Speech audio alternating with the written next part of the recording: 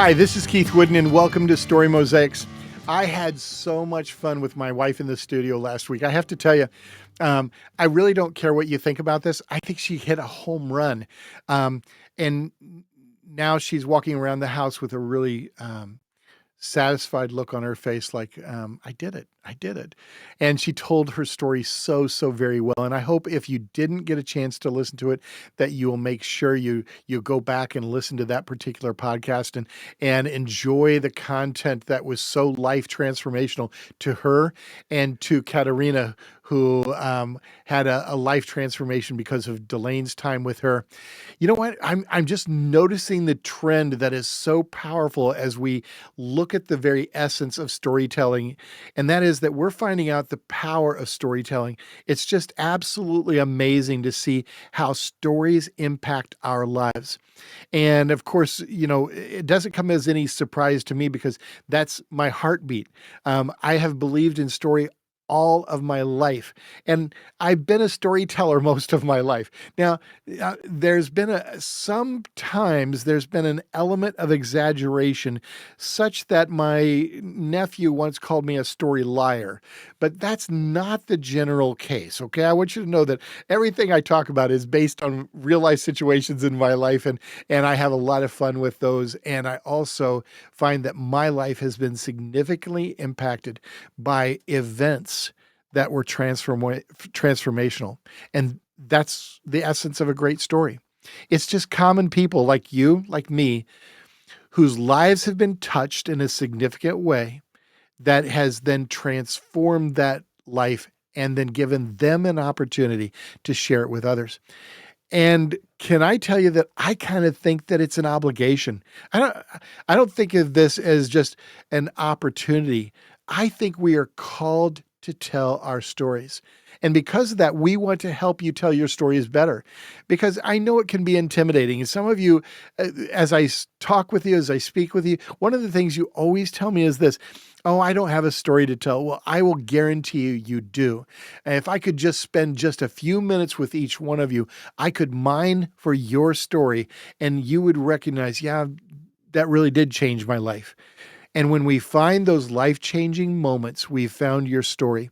And some of you didn't realize this, but you have many life-changing moments. It was interesting, just a few weeks ago, I needed someone to sit across from me in the first few days of this podcast because I was having trouble playing to a camera, so to speak. And I recognized how hard it was. I needed a live audience. And so this individual came in and she was so kind just to sit across from me and nod every once in a while and let me know that she was hearing me talk about stories. And I don't need that anymore. Hey, that's so great. But at the same time, what she did afterwards was so significant. I said, so can we just hear your story sometime? And she said, oh, I don't have a story. I said, I bet you do. You know what? It only takes a minute for us to find the story of how our lives have been transformed by events and situations, and most importantly, how our lives have been transformed by God. I call it going on a God hunt sometimes, just to see what God has done and how he has changed us. It might have been an event that involved some friends or a wedding or a funeral. It could have been an event that was mostly funny, but then you recognize, you know what? Even in the laughter, and I believe God created us for laughter. It's one of the things I think is very significant, in fact, about our lives, is that God created us to laugh. And in fact, next week, I think you're going to laugh at the story I tell you about being chased by a hippopotamus. But when I recognize that God created us for story, I have to go back. If you remember, we've got to set up as how we approach each Tuesday podcast. And it's a little bit different maybe from other podcasts, because I know that on a lot of podcasts, they're not educational as in being taught, if you will. They're educational by content, but maybe not being taught in such a way. But this is something that I feel strongly about. I guess teaching is in my veins. I was a teacher in the classroom for many years and really enjoyed that time. Hello to all those of you who are in Waukegan now and listen in. And some of you mean so much to me. You were the birthplace of a lot of my stories, and you were also a huge impact in the transformation of my life. But I was born a teacher, and I went into ministry, but ministry didn't change that much. I continued to teach. And in fact, it's somewhat interesting to me, not somewhat, it's massively interesting to me, is that somewhere along the line, we got this impression that stories were not the way to convey information to people. We wanted to convey statistics or information in that way. And in fact, one of the interesting history elements is how the father of computers, that is in Steve Jobs, he took out an ad, 3-page ad in the New York Times to release his first computer. And it was all about the statistics of that computer. And that computer was belly up in a matter of months. People don't care about statistics. Statistics very seldom change our lives, but stories do. And so the marketing gurus of our time about 20 years ago started dabbling with this concept of storytelling and marketing. And they think, this is what cracks me up, okay? This always cracks me up. They think that somehow they discovered the importance and the power of storytelling. Can I tell you they did not? Can I just tell you that that was not the beginning of the importance and the power of storytelling? Can I tell you, it traces its history all the way back to the very foundations of Scripture, because God has always been revealing himself in stories. You know, there is no greater story in the Old Testament, I don't think, than the story of Joseph and the amazing Technicolor Dreamcoat. Oh no, that's a musical. But the story of Joseph is so compelling that even Broadway has been enthralled with that story. Or who can forget the Exodus story of Charlton Heston, Moses? See, I get a little confused on the who, but not the story. You see, stories have always been compelling, and they change people's lives. And we only have to fast forward a little bit into the life and ministry of Jesus to find the backbone of storytelling. People say that he used parables, but I always say a parable is just a story with a punchline. It's just a story that hits us in the gut. And so stories, well, they've been around a long time. And Jesus used over 1/3 of his ministry telling stories to change lives. When he wanted to impact someone, he told a story. When he wanted to conflict with someone, he just laid it on the line. He didn't hem-haw around, but he would hit them with both barrels. But most of the time, he was just wanting to talk to people, and he was just wanting to share a little bit about the story. So that's what we're really going to deal with today. I want to tell you about the power of story in our lives. And I'm going to use a kind of a teaching format. I want you to remember, though, 3 interesting stories that have gripped our lives. One took place in 2014. It was a story that was aired in the Super Bowl. It's the most expensive time frame in the world. 30 seconds for millions of dollars. And you have 30 seconds to convince people that they want your product. And so a lot of advertisers have fallen on their face in trying to present their product when the master of storytelling, the mastery of storytelling was really what changed the people's lives. I'll take you back to 2014. And I'm not going to give you the product because you're going to give me the product. In fact, Eric, I'm going to challenge you. Eric's our engineer, and so I'm going to give him a rough one here, okay?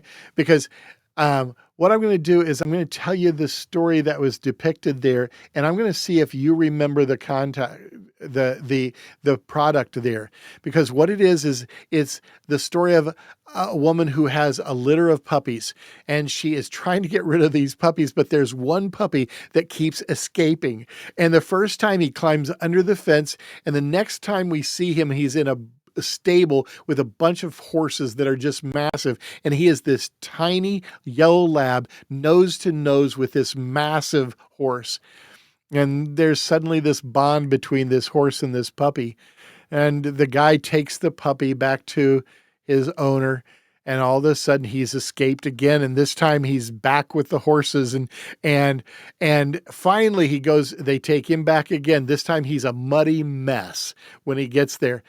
The third time he's adopted, and he's being taken down the road in this car when all of a sudden these horses are running alongside of this car, and one chases the car, and then four stand in front of the car, stop it dead. And we see what puppy love is all about. Eric, do you remember the product? Is it a Budweiser commercial? Yeah, it's a Budweiser commercial. I wasn't sure. But here's what's funny. Here's the amazing thing about this, Eric. Budweiser is never shown in the whole commercial until the 2-second tagline at the end of the commercial. They didn't need to. That was the Clydesdales. Yeah. And they represented the story.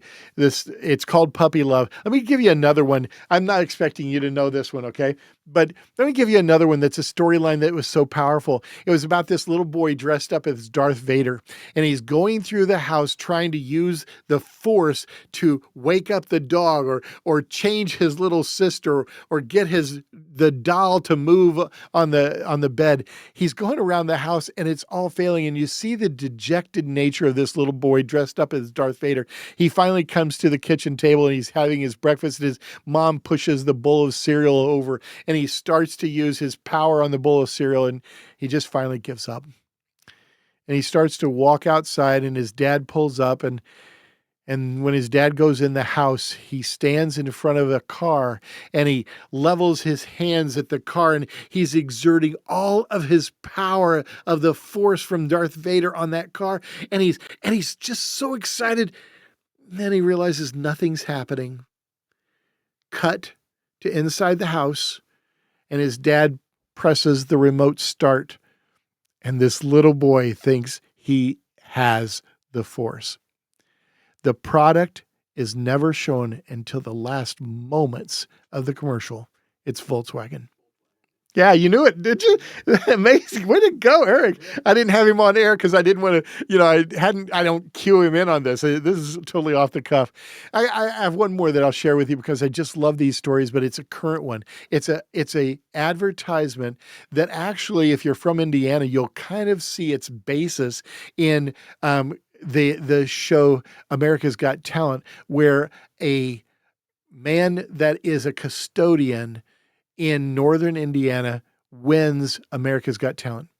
But that's only kind of its side note. In this commercial, there's this custodian that's just sweeping up around, and as he sweeps, he sings.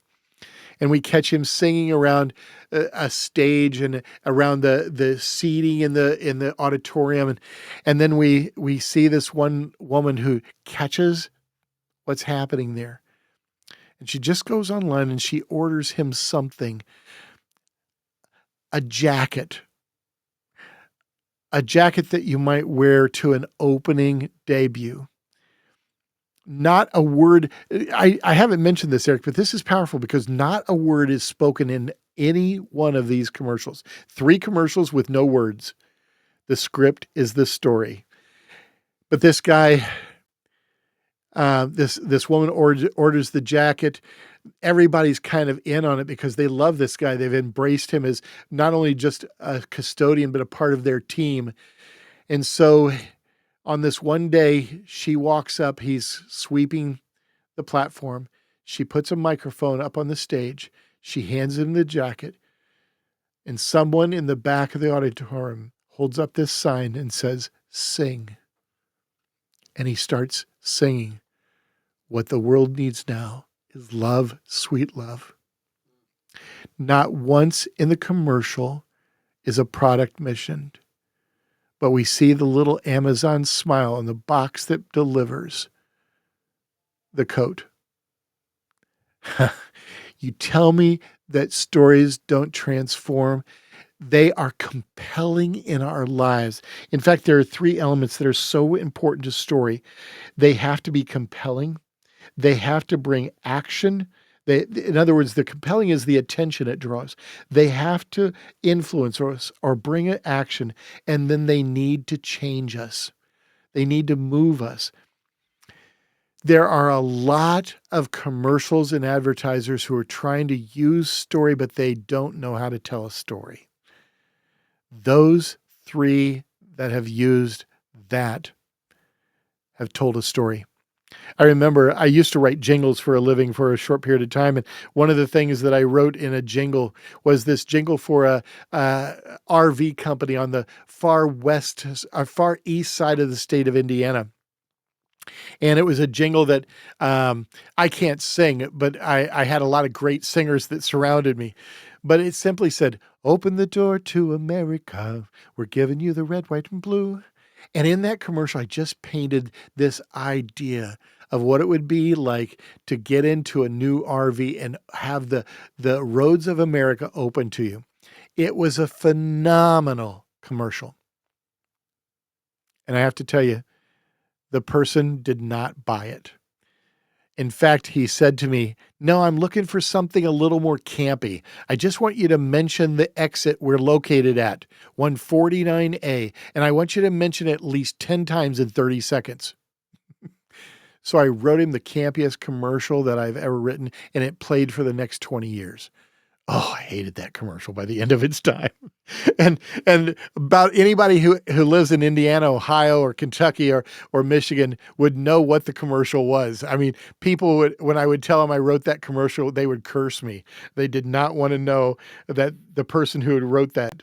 But the idea is it was weak. It was terribly weak because it did not tell the story. You see, there's something that about story, and this is the stories that are told over the kitchen table. These are the stories that are told at weddings. These are the stories that where we gather around one another and we just find a fire pit and we start telling the stories. And sometimes, as Brent reminded us, they're the stories that we tell to our parents or our loved ones at the edge of death. When grief is knocking at the door, we tell our stories to one another. I sat with a family as we did some funeral preparation, and we spent 40 minutes just sitting around telling stories. And what I heard were the stories of life, not death. And when I left that room, I recognized that I had been in a sacred place in that moment. Wow. Stories change our lives. We build a bridge when we tell a story. We'll build a bridge between us and others. And in fact, something interesting happens, and I'm not going to get into the whole psychology of storytelling because over time, I'm going to give you 4 books. I only believe that there are 4 books and a couple of websites or podcasts that teach us how to tell stories one. And one of them is Story Mosaics, okay? We're going to learn how to tell great stories. But I have to tell you that something interesting happens when we tell stories. Stories make people like us. No, I don't mean that creepy kind of like button on social media. The fact is, when we tell stories with one another, we become like one another. It's called neurocoupling or mirroring. It's the moment where our lives start to look like one another and we become symbols and illustrations of one another's lives. You tell me your story, and I'll tell you my story, and I recognize that we are more alike than we are different. And I said that once before, and a friend of mine down in Texas reminded me the first place I heard that was in a story in Amsterdam. We are more alike than we are different. And when we tell our stories, it punctuates all that we are in being alike. You know what? I mentioned to you that Christ told stories and he was so powerful in those stories.